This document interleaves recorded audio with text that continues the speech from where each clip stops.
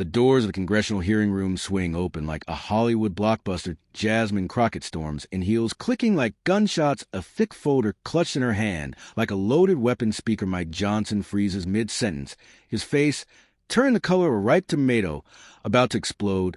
This is not a drill. What happens in the next 10 minutes will blow up the internet, dominate every news channel for 72 hours straight, and go down in history as the most savage congressional takedown ever recorded. The room as electric reporters are practically climbing over each other's phones or out, cameras rolling. Everyone knows something massive is about to drop, but nobody, not even the seasoned political sharks, could have predicted this. Let's rewind 30 seconds. Mike Johnson is droning on about some boring procedural rule. His voice is smug, authoritative, the kind of tone that says, I own this room.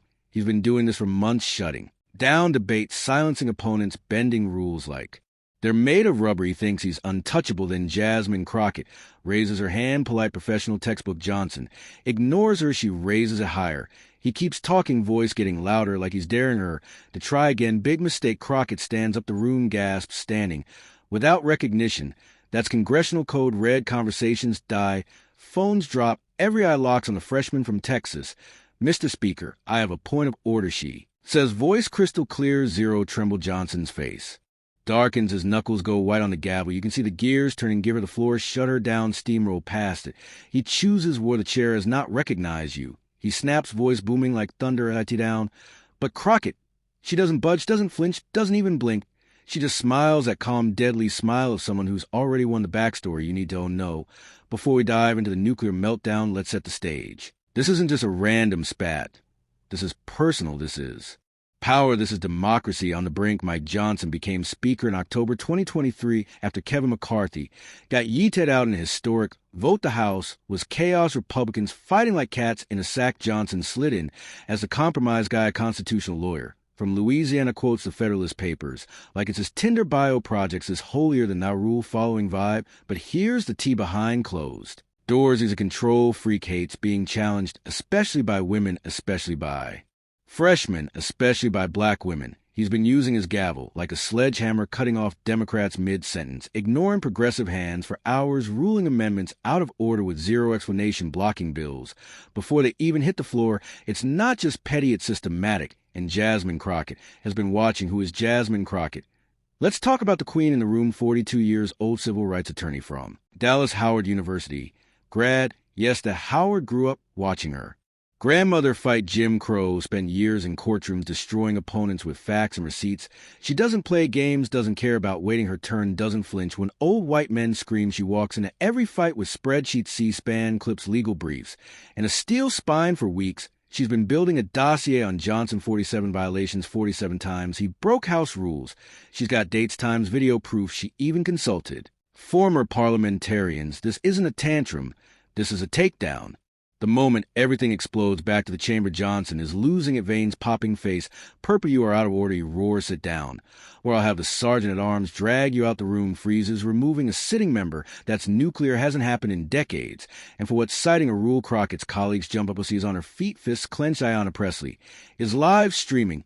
Even some Republicans look shocked. Johnson just crossed the line. Crockett, ice cold, Mr. Speaker, with respect under House Rule 17, Clause 9. Any member may rise to a point of order at any time. She stated, her voice carrying clearly across the silent room. She didn't yell. She didn't need to. Her voice had the confidence of someone citing chapter and verse from memory. You could see the frustration flash across Johnson's face. His eyes narrowed, his jaw clenched tighter. He wasn't used to being corrected, especially not by a freshman representative, especially not in front of the entire chamber, especially not with such precise citation of the rules he was supposed to be enforcing. You are out of order. Johnson shot back, his voice rising to a near shout. You are disrupting this proceeding, and if you do not sit down immediately, I will have the sergeant-at-arms remove you from this chamber. The threat hung in the air like a thundercloud, removing a sitting member of Congress from a hearing that almost never happens. It's the nuclear option reserved for the most extreme circumstances. Members have to be physically disruptive, threatening, or completely out of control before such action is even considered, and Crockett was none of those things.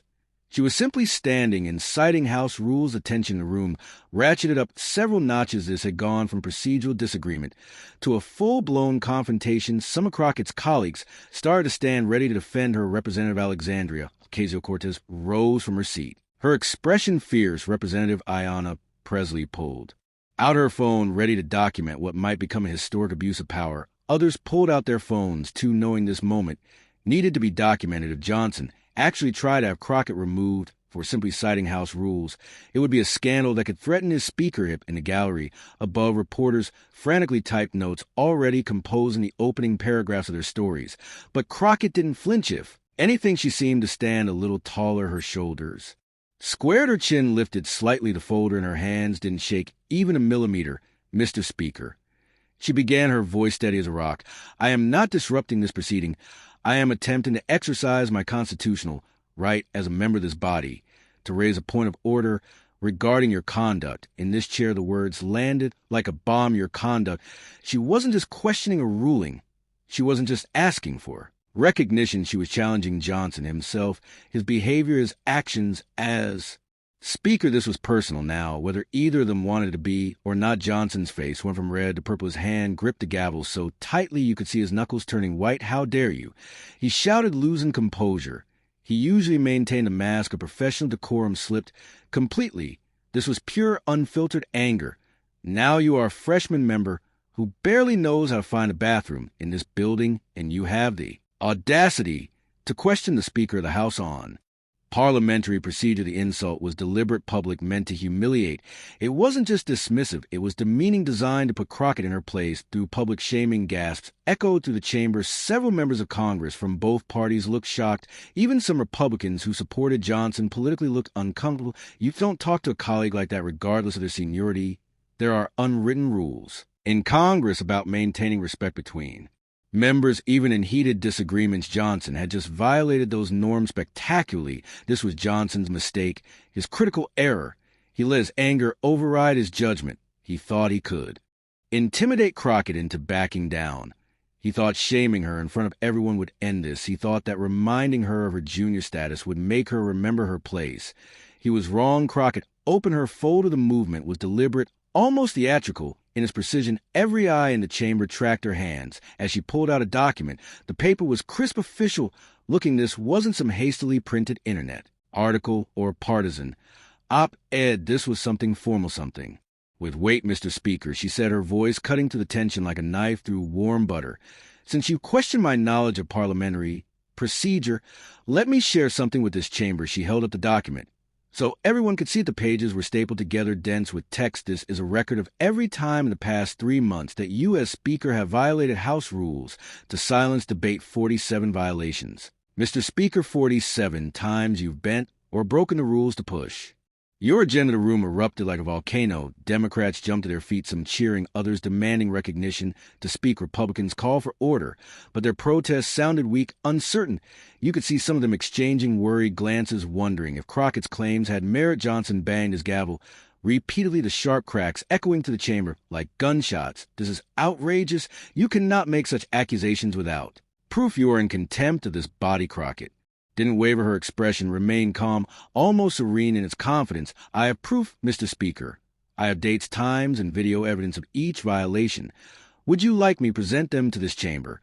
Because I have copies for every member. She gestured to her staff aide, who held up a box filled with manila folders, one for each of the 435 members of the House.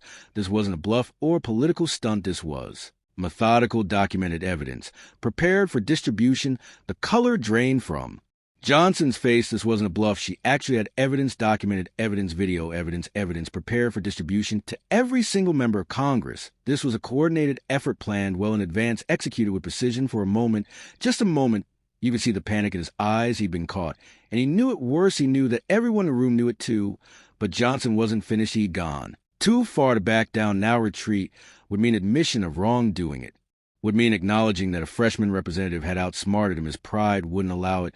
This is a witch hunt, he declared. Try to regain control of the narrative. You are attempting to undermine the authority of this chair based on partisan politics and personal vendetta. The accusation was calculated by calling it partisan and personal. Johnson hoped to discredit Crockett's evidence before it could be fully Presented, it was a familiar tactic.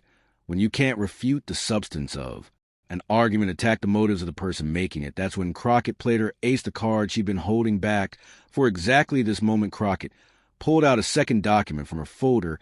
This one was different, thicker, more official.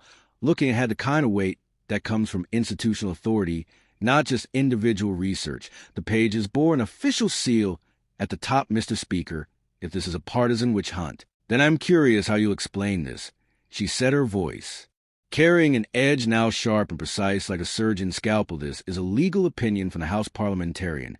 You remember the parliamentarian, don't you, Mr. Speaker, the nonpartisan official whose job is to advise on House rules and proceed as a person appointed by the House itself to serve as the neutral arbiter of parliamentary questions. Johnson's eyes widened, his mouth opened slightly. For a second, he looked like a man who'd just been punched in the stomach and was struggling to catch his breath. He knew what was coming, but he couldn't stop it. There was no parliamentary maneuver, no point of order, no gavel bang that could prevent what was about to happen. I submitted my documentation to the parliamentarian's office 3 days ago. Crockett continued, her voice growing stronger with each word, feeding off the energy in the room. I asked for an official ruling on whether your conduct as Speaker has been consistent with House rules. Would you like to know what the parliamentarian concluded? The silence in the room was absolute. You could have heard a pin drop on the carpeted floor. Every single person in that chamber, from the most senior senators in the gallery to the newest pages running errands, knew this was the moment, the climax, the turning point. This was why they would remember where they were on this day. Johnson opened his mouth to speak, but no words came out his throat. Work trying to form syllables, but his voice had abandoned him for the first time since this confrontation began. He looked genuinely afraid, not just angry or frustrated, but scared of what was coming. Crockett began reading from the document, her voice clear and measured, giving each word the weight it deserved. After careful review of the submitted evidence, including video recordings and transcripts, this office finds that the Speaker has on multiple documented occasions deviated from standard parliamentary procedure in ways that have materially impacted legislative debate and member participation. She paused, on the words sink, and you could see members processing what they just heard. The parliamentarian, the neutral, nonpartisan arbiter of House rules, had found the Speaker in violation. This wasn't partisan spin. This was official institutional judgment. Then she continued, her voice steady and strong. These deviations include, but are not limited to, improper use of the gavel to silence recognized members, failure to properly recognize members entitled to speak, selective application of time limits, and prevention of legitimate points of order. Additionally, the Speaker has on several occasions made rulings that contradict established House precedent without providing justification or allowing appeal. The chamber exploded once more, but this time it was different. The energy had shifted, the power balance tipped. The room belonged to Crockett.